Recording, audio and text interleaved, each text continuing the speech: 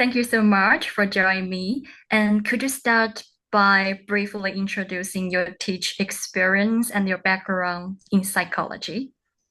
Of course. So yeah, I studied psychology at university. So it was a 3-year bachelor's degree, and I've done a few other courses since, like a mental health course and I think a counseling skills course online, just for fun. And then as for teaching, I started teaching in a school in Indonesia maybe 8 or 9 years ago. And then that was with adults. And then I started teaching children in Chinese schools, which was really fun. And also like one-on-one with Chinese children. And then during COVID, I moved to teaching on, yeah, italki, as you found. And so now I teach children and adults, which is a nice mix. You have taught students from different age groups. Have you noticed the changes in how students focus over the years, especially related to social media, media use, like that? Yeah, it's a good question. I think it's quite difficult to say because before COVID, I taught, like I said, in the Chinese school. So there were like 40 to 60 students sometimes. So it was difficult to see what each student was doing. And like some classes concentrated well, whereas others didn't. And so it's hard to see the difference from then to now teaching one-on-one. I think there's a slight difference. I've noticed it in the last couple of years that a few of my students seem very distracted. And I have a couple of students that will play on their phones during the lesson, and then deny they're playing on their phone. So I have noticed the lack of focus there.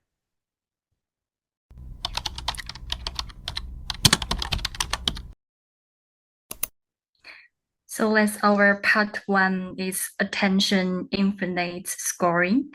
In Mm. your observation, what do you think causes people to scoring endlessly on platforms like TikTok, Instagram? Yeah, it's a really good question. I think it's the dopamine hit they give because the videos are very short, and each time you watch one, you're getting like a small hit of dopamine. So as soon as it's over, your brain wants it again. So I think that's one of the reasons, like with like chemically in your brain. And I think also it's the other reason would be it's very easy. So it's so easy to pick up your phone and just keep scrolling. And because you're getting these dopamine hits and you can just sit down, it's not using a lot of energy. I think it's very easy to keep, yeah, endlessly scrolling. It's just like relax ourselves. I think we think it's a way to relax, but I don't think it's particularly relaxing in the long run. So yeah, but I think we think it's going to be, and it's just easy. Like we could pick up a book, but that seems like the thought of it, I think we think it requires a lot more effort. Like we have to concentrate, we have to get into the story. Whereas scrolling, you can switch off. You don't have to think. And also I think because we can, even if we have a small gap, so maybe we have a 5 minute break or a 10 minute break, it's so easy just to pick it up and scroll. So it can fit into small gaps as well. So do you think this habit is just entertainment, or is there something more psychological going on? Yeah, I think psychological. I think they're highly addictive. As I said, a lot because of the dopamine hit, so we're constantly wanting more. Um, so yeah, I don't think it's just entertainment now, it's an addiction. Have you ever noticed students showing signs of distraction or difficulty connecting during your classes? What does they look like? Yeah, that's a good question. So I have noticed this quite a few times, but I've noticed there are two types. So because I teach a lot of Chinese students, a lot of them are under pressure at the moment to revise for exams. So some of them are very distracted, but it's because they're trying to do homework during my class. So it's unrelated to social media. But it just looks like, yeah, them looking away. Their answers are very delayed. They have to ask again, like, oh, what was the question? So I can see easily they're not paying attention. Um, Another type of distraction is like the physical distraction of the phone, like I said. So that would be them looking at the phone and not paying attention, and me having to repeatedly ask them to look back at the screen and join the class. Um, I do have a couple of students who seem distracted, and this they their behavior is a bit different. So they'll just like look away, or they might stand up or pick up an object, like pick up a book or pick up a toy to show me. Um, so again, they're getting quite distracted from the materials and are just looking at things around them. So yeah, it's a variety. But not all of them. Some of them concentrate very well. So, what kinds of attention issues or patterns do you think are linking with heavy social media use? I think it's the attention span being shortened. I think they have very short attention spans. So trying to get them into a story, I think would maybe be a bit more difficult. And I think you have to use a lot of props or some games to keep them engaged. What did you think about this one?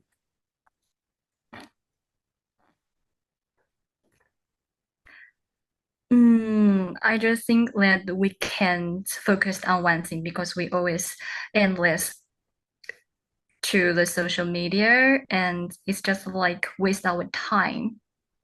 Yeah, I agree with that.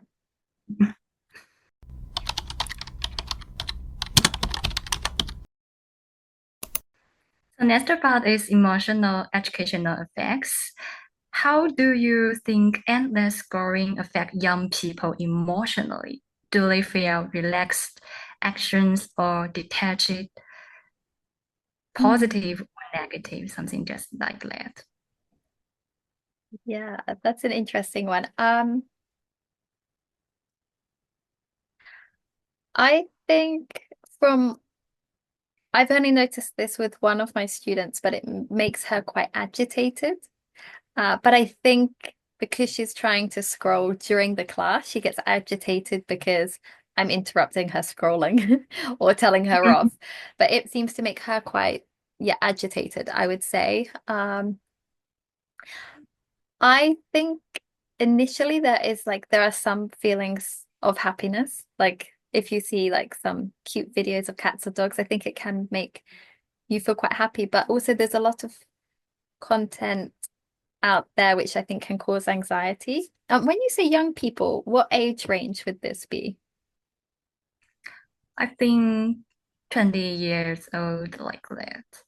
Yeah, The I university students or yeah.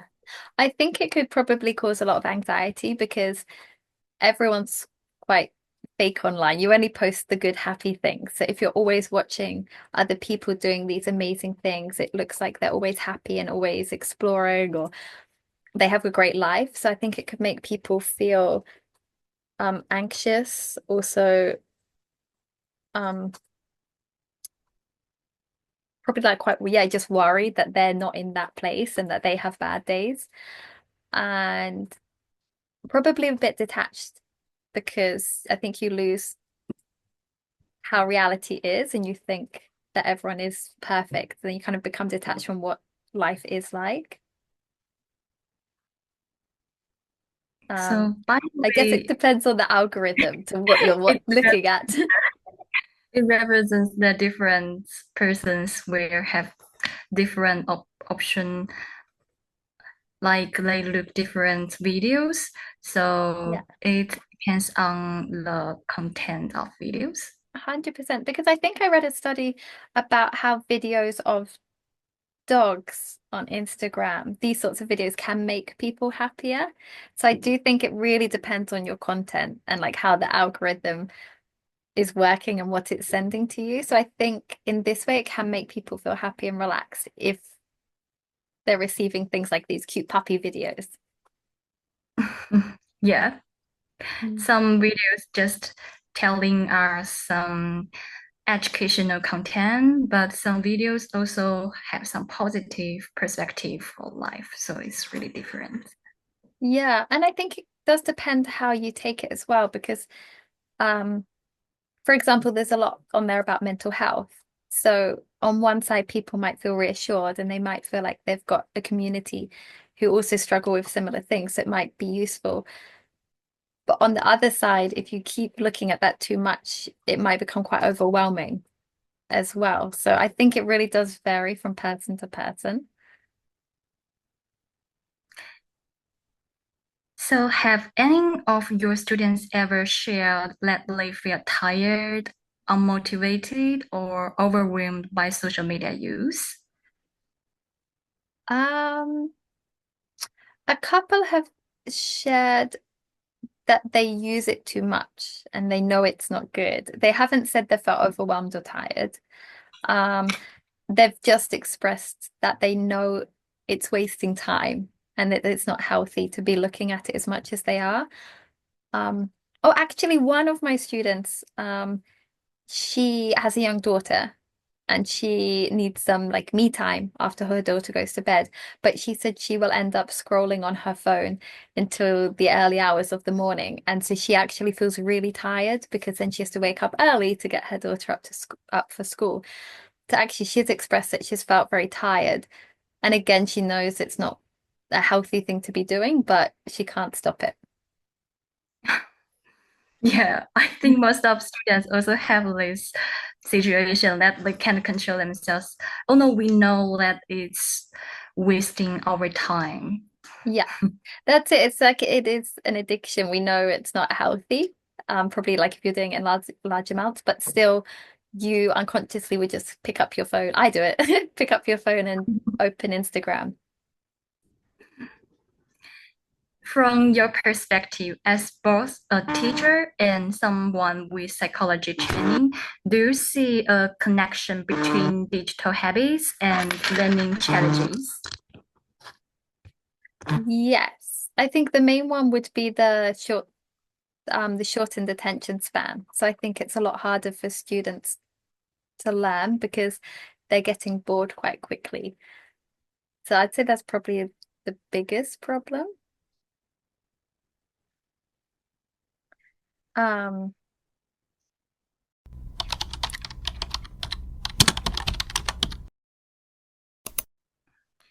So next part is solutions and reflections. It's really important. What mm. do you think of current tools like screen time dashboards or app usage reminders? Are they effective in your opinion? I think it depends on the person. Uh, I don't think they're massively effective because it's easy just to exit them and just try and forget that it popped up in the first place. For some people, I think it will work if they're more disciplined. But the problem is if people are younger, I think they would have less self-discipline. And like very young students, they're probably not fully aware of how damaging it is. So even if their parents put it on, they probably don't realize how important it is to get off that social media site after a certain period of time. I know that sometimes we have this app for this function, but just delete this app or skip the page. We also can use Yeah. our phone. Yeah. It's a bit like Netflix when it pops up asking if you're still watching. And Yeah. it kind of is a reminder that you've been watching it for a while, but then you just click yes, and it's gone and you can forget about it and continue watching. If you could redesign an app feature to help users become more aware of their usage, what would you suggest? Um, it's hard. I was going to say maybe kind of like a warning. So like if you're using it this much a day, maybe what some bad side effects could be. However, that technique isn't always successful. Like with smoking, you can put warning signs on cigarettes, but people will ignore it. So it's not quite often not the best way. Like scaring people isn't the best way to help them change. Um, Maybe some features encouraging other behaviors. So like replacing them with better behaviors. So instead of I was saying like you've been using it for this long, now it's time to and try and have like a more positive behavior. Again, I think it's very easy to ignore though. I think a good feature would be if you've been using it for a certain amount of time, having the app like forced to be closed. So you've got to obviously agree, like, oh, I can be on it for like 20 minutes. And then when that time is up, it forces the app to be closed. So then you have no choice. But again, it's kind of extreme to force yourself to stop using it. Yeah, it represents that to, we can use our phone to just like scoring the screen like that is not just a message, but can control your app. Yeah, I think it would be the best way. Do you think educators should play a role in raising awareness of attention and digital well-being? 100%, yes. Because I think young people they aren't aware and it's you need to be educated to understand what's happening.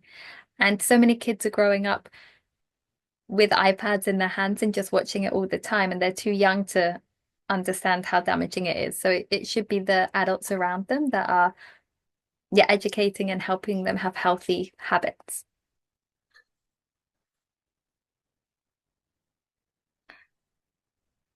So you think as educators, what you can do for the students? Like in schools, Yeah, in schools. yeah, I think there could be classes on what social media does to your brain. So like explaining it so they can understand. Like if you read a book, your brain will look like this. If you scroll on social media, your brain like activity will look like this. Just so they understand the differences. I guess talking about emotions and how it can change emotions, getting people to share or think about their feelings when they're doing it, just so they're more self-aware. And yet talking about other things you can do instead and how it's more beneficial. The last one is what advice would you offer to students or users who feel stuck in zombie scoring but don't know how to stop? It's really close to our topic. Yeah, it's a good one. Again, I think it depends on the type of person. I think like a social media detox is good. It would be really hard to begin with, but if you could delete all the apps, so you just have a complete detox, so then you can feel what it's like without it. But I think a lot of people would find that too like a big step to take and too much. Um, so if not, I'd maybe talk, think about other hobbies, maybe that you've forgotten, like you haven't done for a while, and try to like pick that up instead. And it is just trying to rewire your brain so when you're bored to not pick up your phone. So like try to be more conscious about that action instead of it being an unconscious thing that you're picking it up. Um, I really second you because nowadays, if we can become more busy, this is not negative. We can to find some hobbies or mhm. just like singing, dancing instead of scrolling our phone. We will Yeah. have more time to enjoy our life. Yeah, and I think when you start doing it, you notice the difference. Like recently I started playing badminton, and even this, it's time where you can't have your phone on you. And then even after I finish playing, I won't look at my phone. Like it's just nice to have this time where you're nowhere near it. Um, and I think small things as well, like not going to bed with your phone in your room and buying a traditional alarm to have.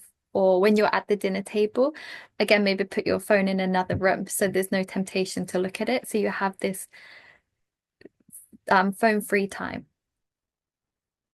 Yeah, I found that when I stayed at my home, I also scrolling my social media and it's Mm, endless. that is wasting our time. But if I decide to just like hit the shop with my friends or go to a cinema, I felt that it's too easy to enjoy my life. And even just like I have Yes. mentioned, singing, dancing is also a good interest Yeah. for us. Yeah, and I think it's when you're doing these things you realize either how much more in the moment you are, and like it's easier to get into those like flow states and just enjoy being in the now. Whereas when you are just at home, it's too easy to pick up your phone. I think it's such an interesting topic. Basically, Did you? as a student, I really focused on my final, so I don't have time to scroll social media. It's so good. Yeah, have you noticed a big difference? Like, have you But noticed a big difference between how you feel since you don't have time to scroll? yeah, because I'm so busy. Yeah. What have you noticed about young people scroll, like the link between people endlessly scrolling and then they're learning how how well they can pay attention and learn? Hmm, I found that if we are endless for our life, we also have too much time. So Mm. as I have mentioned that I am just available. I have too much time. I don't have some goals for my life. I will stay at home a whole day. So it's really have a big possibility to open my phone, scrolling the screen. But if I set a really big goals for the future, I want to be a master. I want to get a Yeah. PhD. So I have too much essay to write. I have too much articles to read. So this is important point that we should have goals for our future. So we have Yes. schedule. Mm. But do you think you have a like more self-discipline than other people? So do you think some people have goals, but they are not so disciplined? Because you're very good at it, I think, at making sure you do your essays and prepare for your final exam. But I think maybe other people might find it harder. Sorry, I mean, like you're very good at doing your university work, whereas I think other people have less discipline and they might find it difficult to focus on their university work, even if they have goals. I think it depends on our personalities. Yeah, But by the way, I want to say that if you don't have goal, personally, I will think it's not good. But just agreed. as the public, I think everyone have their own lifestyle. Even if you don't have any really meaningful goals, you just enjoy lying on your bed. It's good, but it's not. Yeah, yeah. I think it does vary from person to person a lot. Yeah, because for some people they just enjoy the life. They can have food, have house, they just can enjoy themselves. But for the other hand, maybe some people need luxuries. They wanna have the really high quality of life, so they pursue their goals. This really Hmm. depends on different persons. Yeah. And in that case, I think you have no time for social media. You're too busy. I think it's hard to find people that don't.